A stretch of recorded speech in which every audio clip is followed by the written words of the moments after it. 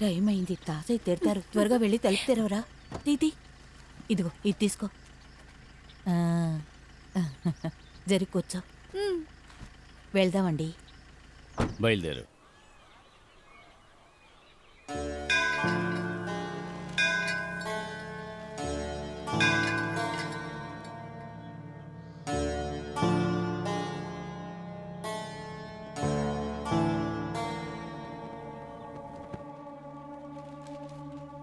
దేవుడా, నిన్ను నమ్మి వచ్చావు.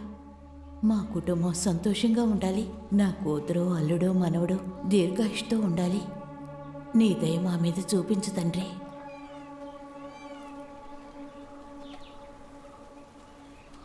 అల్లుడు, ఇదిగో అల్లుడు తీసుకో.